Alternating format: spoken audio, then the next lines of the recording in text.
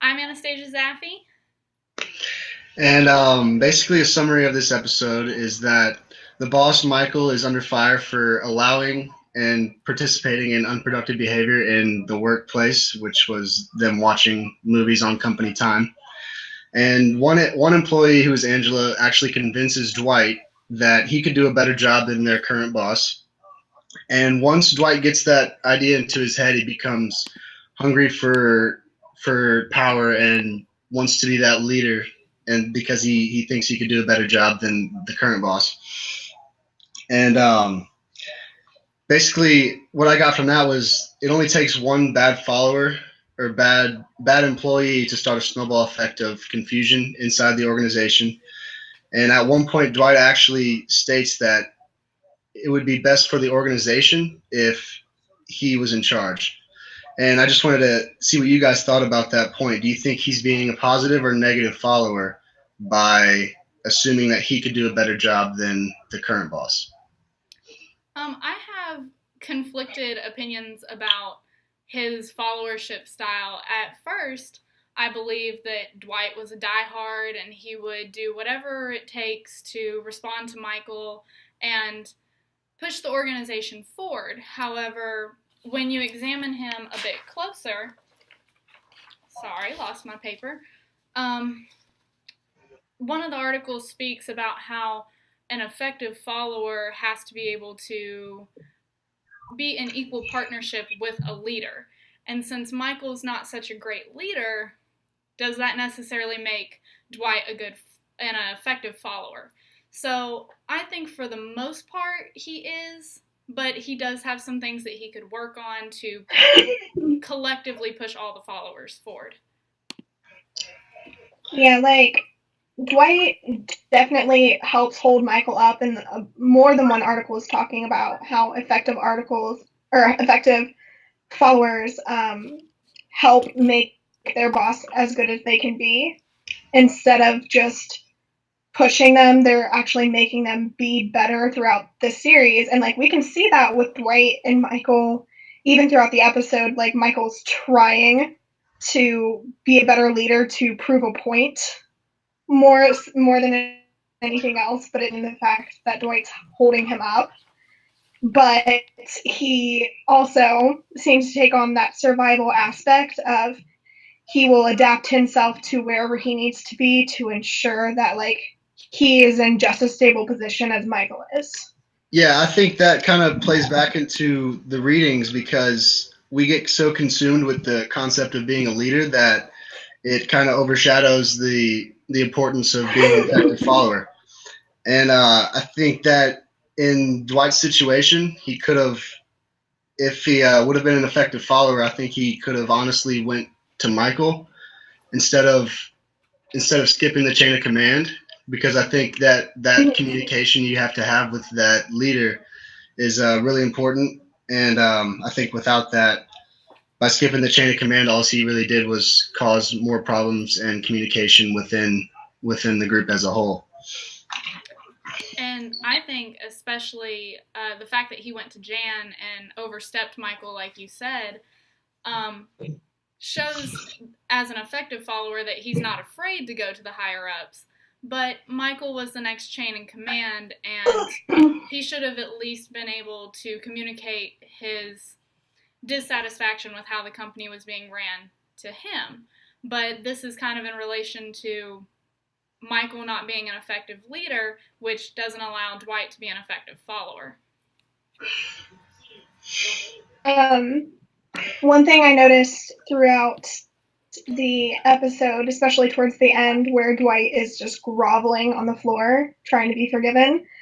Um, like like I said earlier, he's just trying to survive within that, but he clearly holds enough respect for Michael to want to stay, even though he feels that he messed up and he betrayed him.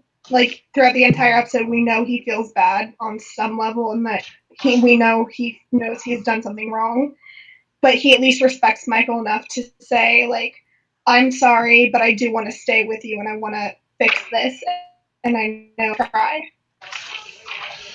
And I think him having like the ability to step forward and say that allowed for Michael to have the hug it out and begin the process of forgiveness. Yeah, I don't think we should spend too much time, but I just wanted to add something real quick. What do you think? How do you think Angela's role as a follower was by kind of starting the whole thing? Well, at first, I thought I considered her as an isolate, someone who wasn't really involved, just kind of passive. But when you think about it, she implanted this idea in Dwight's mind that he could run the company better. And so, if anything, Angela kind of pulled some motivation together to get him to be able to recognize that Michael was being an ineffective leader. And so, if anything, she's the one who started the snowball effect. And I definitely have a different view of her as a follower now.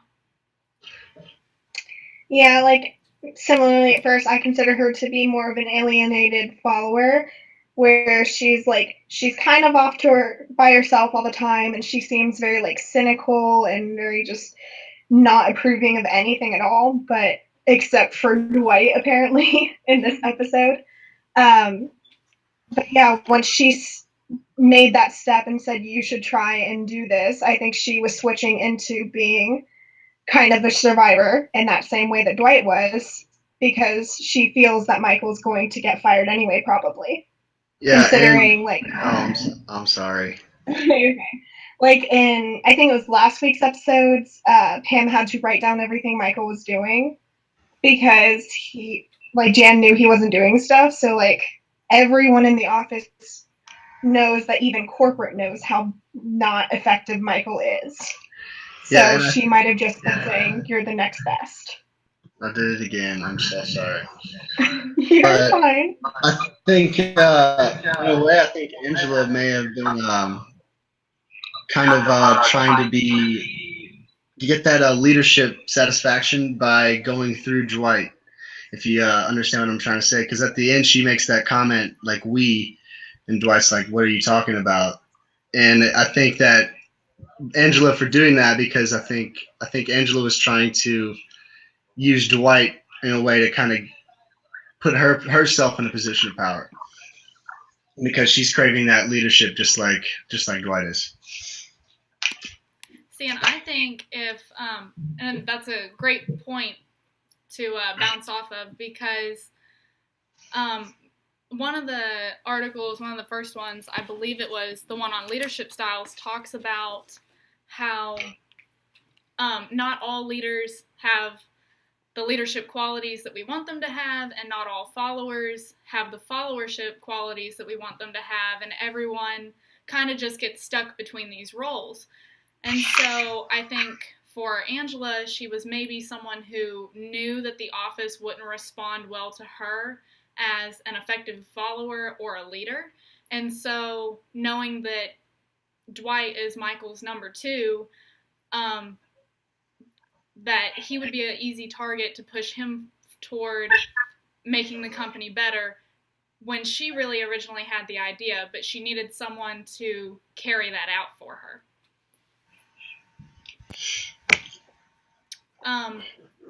So we can move to the next step of assessing how members of the organization handle the issues.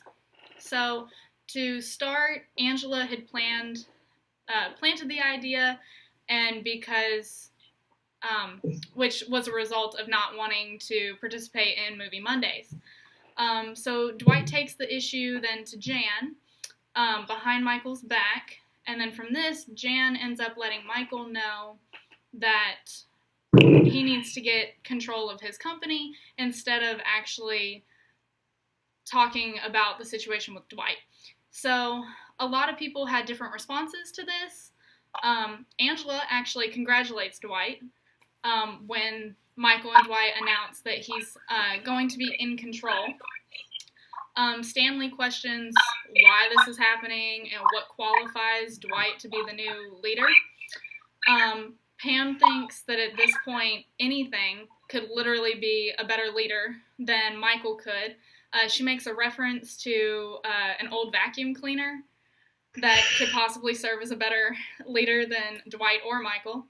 And then Phyllis makes a point to the camera people that she may actually quit. So eventually Michael can't take it anymore, and he offers to give Dwight the corporate car, his Sebring, to which Dwight declines, and he's like, no, I'm going to get something else. So eventually Michael cracks, and he tells him that he knows about the secret meeting with Jan, to which, as you said before, Dwight grovels and apologizes profusely, which lands Michael back in charge. And of course, this ends up upsetting Angela, but quite frankly, the rest of the members of the company are fine with the predicament. They go about their normal day. Honestly, I think Michael was very, very creative in the way that he kind of got back at Dwight for going behind his back. But honestly, the main thing I got from the episode was that if you have healthy communication within your group, that almost all these problems that we see in these videos would be completely avoided, because it's apparent that almost none of the employees can really like to communicate with Michael about almost anything. But I think in later episodes, actually Jim, I think, is the only one who I've ever seen actually sit down with Michael and try to actually communicate with him on like an organizational level. But I just think that communication is basically the big thing that I got from this. And as for example, like in the at Dunder Mifflin, their communication is awful, and they can never really, they have to go through each other. I think they're always in each other's ears telling each other things, and then Michael ends up hearing about something, and then it all just goes down the drain from there. Or it's clearly misinterpreted. Yeah. Noticed, especially with this episode, like, Michael is a very poor communicator, and we've seen that already throughout all of the episodes we've watched for homework. But this is one of the first episodes where we see how awful Dwight is at communicating as well, because it's already kind of clear that he's not the greatest communicator just based off his interactions with his coworkers. But when it comes to this, like, he feels that what he says to Jan convinces her to let him have Michael's job, and he doesn't have any social awareness in the fact that she is not actively responding like, yes, I want you to have this job. He, when speaking with Michael after he believes he's gotten the job, he is very disrespectful, and he talks down to people even more so than he was already doing. And I feel like people would rather have Michael as a leader more so than Dwight, simply because Michael's slightly better at communicating and not offending every single person in the room all at once. Like, one of the first things Dwight says is that most of the people in the room will not be employed very quickly. Like, very quickly he's going to fire everyone who he doesn't like. And that in and of itself is the worst part of the communication he's bringing to the table, because he's not going to foster any support for himself, and he's not going to make people want to work for him if they constantly think they're at risk of being fired. Yeah, true. The Harvard Business Review article that we read says that effective followers are more apt to openly and unapologetically disagree with leadership, and less likely to be intimidated by hierarchy and organizational structure. And so I think him going to Jan, she definitely appreciates. She even makes the comment, you must feel so strongly about this to go behind Michael's back. However, his comments, like you pointed out, Alexandra, that if he's looking to get rid of half of the staff, he wants to change a lot of the rules. She's not able to take him seriously in the fact, like you said, that Michael at this point is still probably a better leader than Dwight's followership becoming leadership. Yeah, and I think that goes back into what I was saying earlier, that all of this confusion conflict only derived from one employee, what one employee had to say, and then that one employee tells another employee, and then from there it all just goes downhill. But basically, what I'm trying to say is that to be an effective follower, you have to not listen to the I guess the noise is the only really word I can think of, the negativity of others, because when one person's negative and then they spread that, there's no way that that group can be as effective as a whole, as if every follower or every member of the group was trying to be an effective follower and just tried to put their nose to the grindstone, I guess, as you could say, and just work together, because I don't really see much of working together in this group at all. Yeah, one thing that is almost nice about Michael's leadership style is that it forces his employees to self-manage, because otherwise they would not get their work done. Like, he admits that to Jan, that they're much more productive after Movie Monday because they have to be, because they wasted all that time. And we can see that through all the episodes where they're trying to get work done and they're trying to balance Michael's crazy antics on the one hand while still getting their work done in an effective way. And like, that is one of the things that is discussed in several articles of being an effective follower, is being able to manage yourself and get your work done, even if you don't have your boss like lingering over your shoulder telling you to do things. And Michael has cultivated the atmosphere where that's necessary, even if it's not necessarily wanted, but it allows for them to be more effective in their followership without them probably even realizing it in the first place. Yeah, and I think one of the important things to mention about Dwight's followership is the article, The Joy of Following, mentions that going to the higher ups is not easy, and you essentially run the risk of killing the messenger. And I think, if anything, Dwight's close relationship with Michael kind of insinuated that situation, that if he went to Michael, he would definitely kill the messenger. So I think going to Jan was probably, if anything, a better option. But like you said, self-regulation, self-management plays a large role into how Dunder Mifflin works effectively, because even if Michael's not necessarily being a good leader, his followers are somewhat being effective by self-regulating and getting their own work done, because they want to keep their jobs. That's their main purpose.